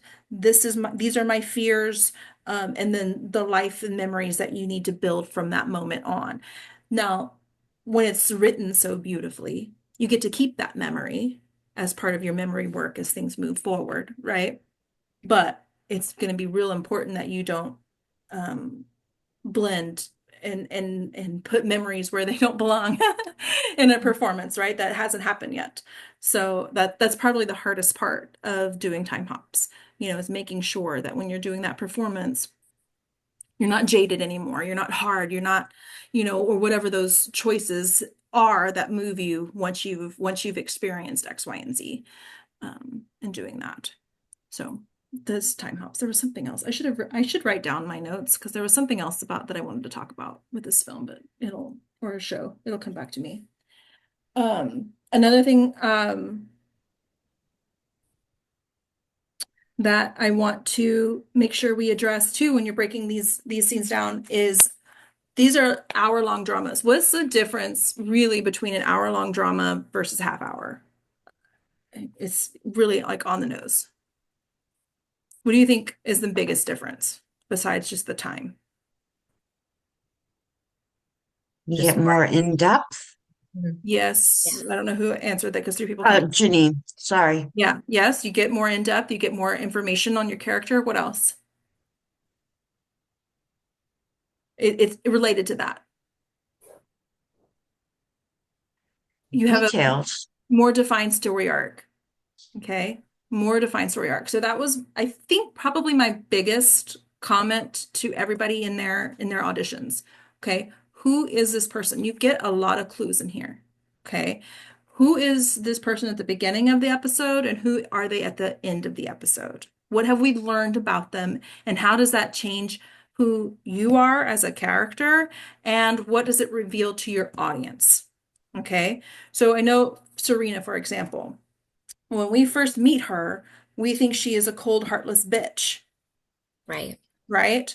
But in Mhm. reality, as we learn more about her, right, she's not that at all, right? She's just in a world that has put her there, right? So how do we embody that, right? To make sure that we are fully embodying this villain. It's not really a villain, right?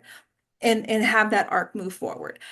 I want you as the actor to play the arc, to be the person and have the arc. The director will shoot it to where we're not revealing too much of Serena's hard side or soft side yet, Mhm. right? The director will have that, but you have to be there, right? Why is she hard to OFFRED?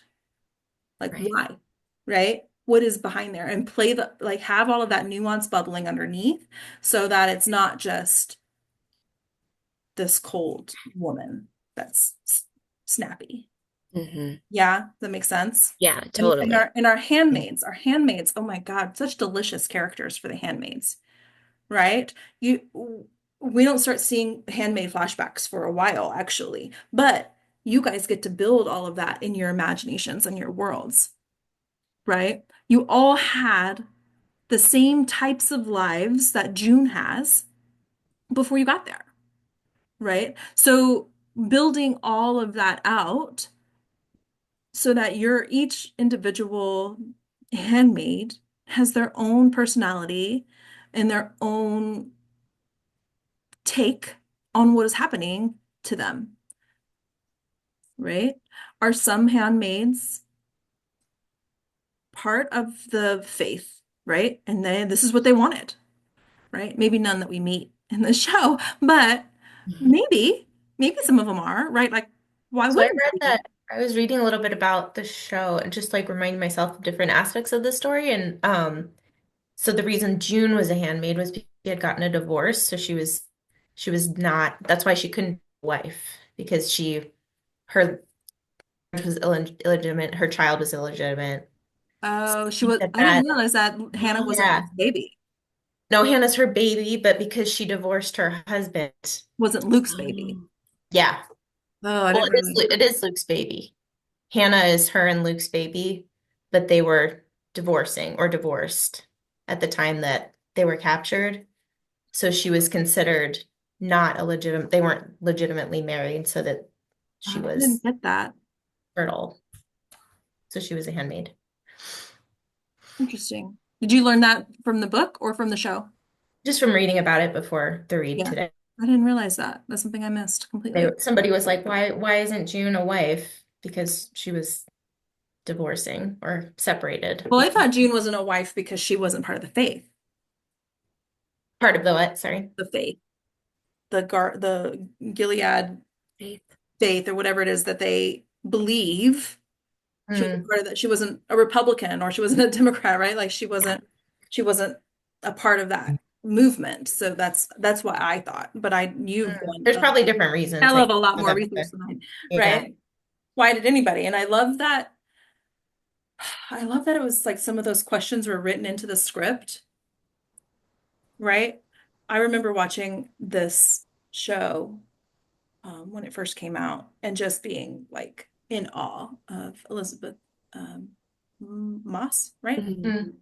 Elizabeth Moss, and going like, if she don't win an Emmy for this, like, Right. there's something wrong. Loved her. Especially and like the cinematography and everything, like, was just like so stunning. Yeah. But then reading the script, I'm like, oh my God, it's all in there. Like, what did she Mhm. really do? Not Elizabeth, I think you're fabulous if you're listening, which you aren't, but just in case. Uh, it's Is all she in our there. special guest? Is she our Oh, special guest? right? Gonna talk about it? She's Ta-da! been watching the Surprise! whole time. Um, but it's all in there. Like all of the like so much is in here. Like what a Mm. delicious like piece of work to get to like actually work on. Oh my God. I got to see the casting director do a panel on this show while it was still kind of in its infancy, and it was brilliant to listen to her like go through that That's cool.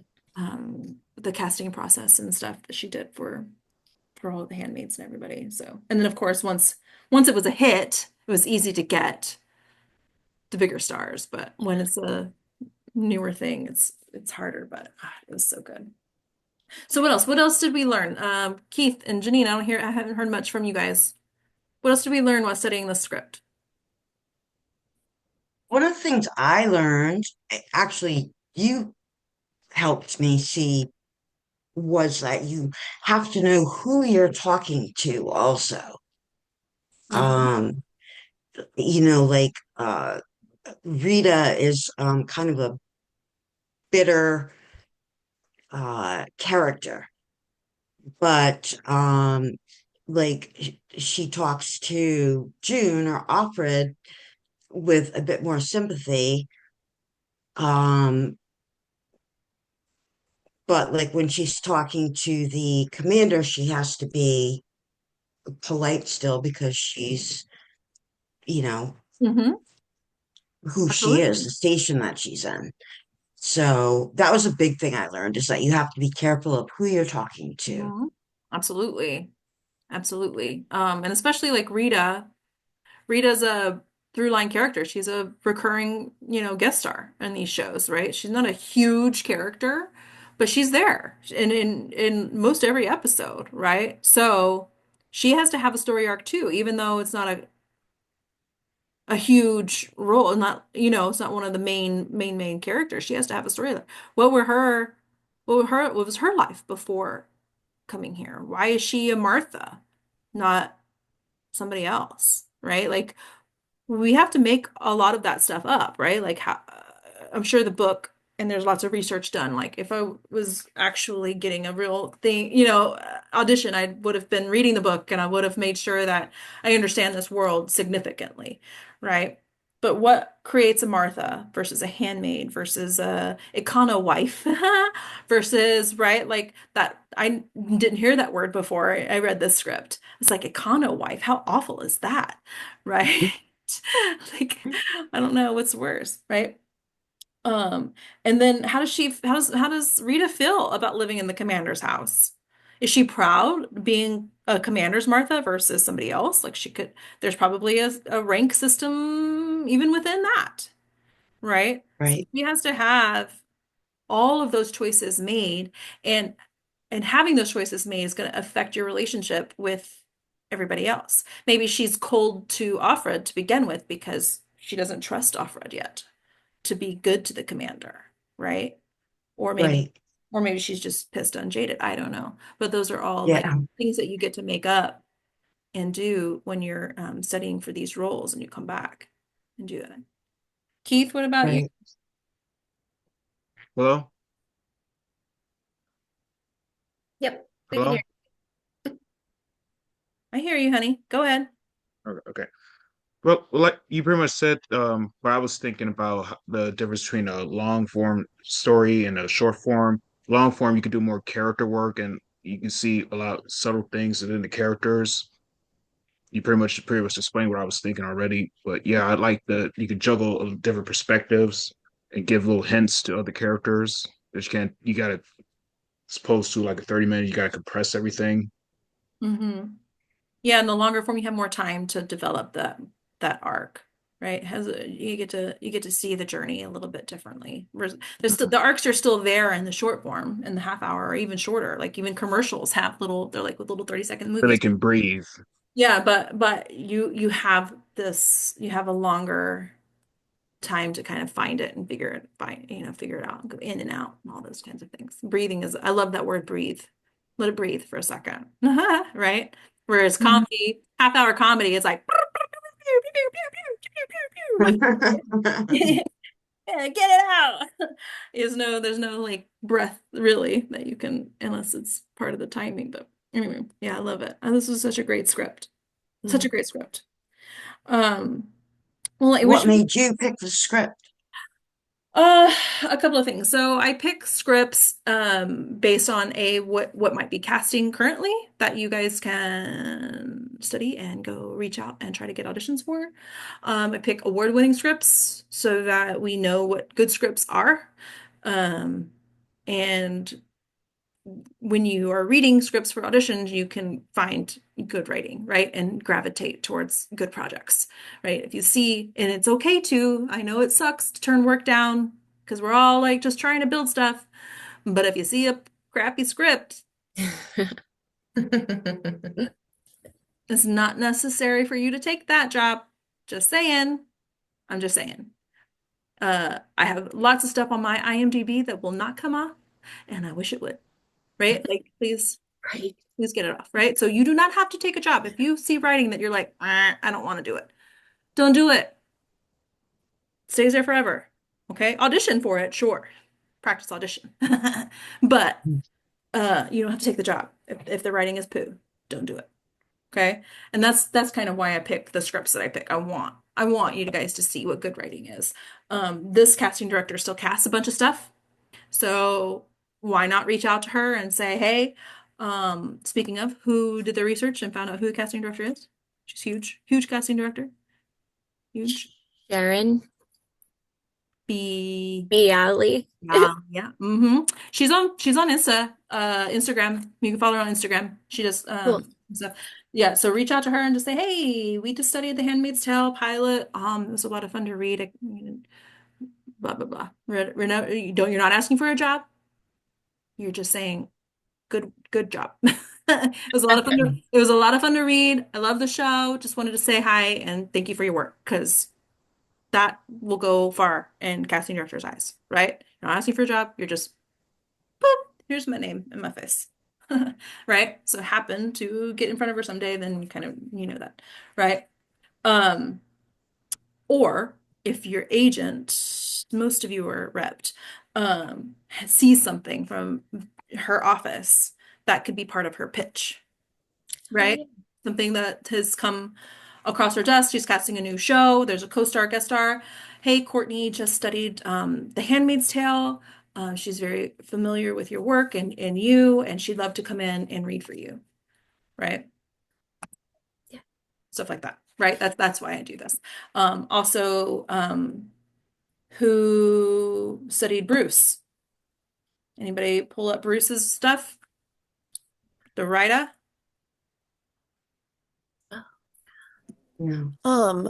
Bruce Miller, I looked up a couple of his past work that he's That he's done. done. What Mhm. about the showrunner for this show? What else are they doing right now? Are they doing anything? Yes, let's look it up. Let's go. IMDb Pro. Who's got IMDb Pro? Hello. I just ran out of time today. I'm so sorry. What's that? Said I wanted to do more research. Oh, girl, you've done so much research. I get it, y'all. Like it's life is like it threw me for a loop these past 2 weeks. Yeah. Um, Mercury's in retrograde. you guys. I was embarrassed because there were words that I didn't know, and I'm usually a stickler for that. Me too. I like to go through the script and like if there's anything I don't know, like I look it up ahead Yeah. of time. Yeah. Um, I have them pulled up now, but yeah, I'm just gonna share my screen so we can look at it together. Eureka. Okay. So here we've got your Handmaid's Tale. So this is IMDb Pro, you guys. It is I wouldn't say a required tool for your acting career, but it will be. If that makes sense, right? Like maybe not at the very beginning, but casting directors do look you up on this, and it's chock full of excellent information, right? Excellent information. You can find anything you need about any show. Um, Ever, and even all the stuff in production and everything. So if you can pull the fee for it, then it's well worth it. Okay. So you need to make sure you find the cast. You can find you have all the directors here. You have the writers. What did we learn? Were you guys here last week? Who was here last week for Landman? Anybody? I don't think so. So what did we talked about the difference between producers in film and producers in television. Who knows the answer to this? Anybody? Shout it out. Are producers in television more like on the ground, like doing more other than just financing, like doing more like line producing type? Well, I guess you have them for film too. Right. Yes Never and no. So they are more, they're more mind. everything, right? So more they're writers and creators, okay? Versus producers in film are more the puzzle putter togethers, right? Or the budget people or the money people or like the office, right? Like who puts the team together in film? These guys they run the show, hence showrunner, right? Showrunner. They are the top dog. They are the bosses. Okay. So they're called producers. Okay. They hire the directors. They do everything. So the directors in film, I mean, excuse me, in television, not that they're not nothing, because they are, but they don't call as many shots as the producers do. Okay. They have the tone of the show. They know everything. And the directors, since there are so many, the directors come in episode by episode, right? The writers in the writer room and the showrunner has to make sure their tone fits the theme of the show. So the directors are kind of guests in versus the writers are like there. They have created the show. So yes, have the directors. Sure, they're great. It's all great stuff. But you really want to research the writers and the tone of those writers. What are they doing now? And keeping all of that together. Okay. So here we see in here writers, and then they have a different thing for producers. So you got Bruce Miller, showrunner. Okay. So he was the uh the creator and showrunner of this show, and it'll tell us if he's working on anything right now. Okay, full versus filmography. Um, Are they also the financiers? no, no. So this is a Hulu show, so Hulu's your financer, Oh, right? okay. So it's a little bit different. Um, but yeah, so television and production. He's got two, or he's got this new one they're currently filming. Is that the Aunt Lydia series, the spinoff? Maybe. I don't know much about it, but it's not even got Yeah. approved yet. Yeah. Yeah, okay. Perfect. So here we should do. Okay, it's produced by Hulu. I don't know where it's gonna shoot. It might, but you might follow it if it's something that you're interested in, right? You find a way to reach out to his team and be like, hey, I just studied your pilot. What incredible work. I can't wait for your new show. To come out. Congrats on the getting picked up. Whatever. You're not asking for a job. You're saying congratulations. I enjoy your work, right? Your agent will ask for the job. Okay? And you're just getting their name in. Because what happens is you put your name out there and you're saying, I studied this and da, da, da, and they see that name, and then the agent comes in and pitches to the casting director, and they're like, "Oh, I've seen this name before." They may not know where, right? But it's starting like, what's that marketing tip where like you have to like see something 7 times before somebody ever, same thing. We're marketing ourselves. Okay. And you're just popping in and you're being genuine with your stuff because you just studied this, right? You're not just making stuff up to like be a stalker, right? You just studied this. For real studied it. You're like, oh my God, we read this as a table read in class and we studied it. I loved X, Y, and Z about it. It was so beautiful. Great work. I cannot wait for your new show to come out. I'm waited with bated breath. Congratulations on it being picked up. Who doesn't want to hear that? Right? I would. I would love that. Okay. So that's what I want you. That's why I have all those questions for you guys to do your research, right? And IMDb Pros is such a great tool to do that. Okay. Any other questions? Any other anything else you guys want to talk about? We got more time. Have you ever done that with reaching out to somebody random from somebody that you don't know and saying that and getting like good feedback or an eventual Well, something we're that came thinking around? long game, right? So I won't say that it came directly from me reaching out. Oh yeah, hey, I got a job because I said hi. No, but the long game, yes, a lot. Most of my big stuff came from a referral to referral, right? Like, oh, they were shooting a Poison Rose in Texas, or it was set in Texas. I was from Texas. The producer knew I was from Texas, and he was like, "You should just bring Ashley in to do this. She'll be great at it." Boom, got a job. That job got me the audition for Hell on the Border. I did have to audition for it, but they were like, Ashley's great. You should use her for Jesse. I think she'd be perfect for Jesse. But sure, have her read. And then, it's just it's that, right? Like it's building your network and all that kind of stuff. So what you're doing is getting yourself in front of them, doing workshops if you can. I know there's plenty of New Mexico casting directors that do like meet and greets and stuff like that. And it feels shitty, excuse my language, recording, to have to pay to get in front of these people, but use it as a class, right?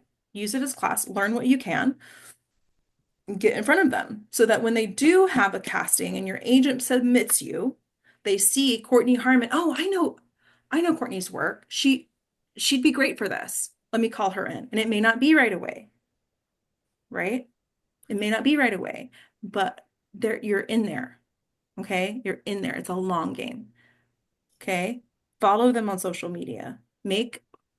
Comment on their stuff, but genuine stuff. Like Danielle Eskenazi is a commercial casting director, and she is on Instagram and she posts funny pet videos. And I love freaking funny pet videos, right? I love them. And so every once in a while, there's something that I'm like, oh my God. Or I see one and I send it to her because I think about it. I'm like, I think of you. I was like, I hope it's not creepy, but I think I think of you every time I see a funny pet video. And I send it. She's like, I love it. I love it. Right? It's developing that relationship so that when you do get in front of when your agent puts you in front of them, like, oh yeah, I know Ashley. Let's bring her in for this. Right? That's why we do this. It's a pain in the ass, guys. But that's why we do these for funsies. We create because we have to create. We're artists and we're actors, right? We create because we need to create. And then we just have to do the business side of things. You have to, because that's the part, that's just what it is. And eventually, as long as we're creating because we need to create out of the joy and passion of doing so, eventually things will fall into place. Okay? Just keep creating and keep saying hi. Okay? Thank you for always doing this, Awesome. Ashley. These are awesome. Yeah. I was you. so excited to read this. Yeah, it's so cool. All of you. I'm so glad you guys Really enjoyed it. fun. Please spread the word. I need more participation in these. Okay. I really do. If I'm going to keep the price at $25, which is, I think pretty cheap. I need more participation to be able to keep doing it. So tell your friends. What's that that meme? Hide your wives, hide your babies. Oh yeah. Tell your wives, tell your babies, tell whatever, tell everybody. Because I try to provide a lot of value for that $25. It is a lot of work, but I really do need more participation to keep it at that price. So tell everybody, let's go, let's play. Yeah. Okay. Thank you. You're welcome, Yeah, you guys. thank you. I'll talk to you later. Bye. Bye. Bye. Thank you. Thank you. All right.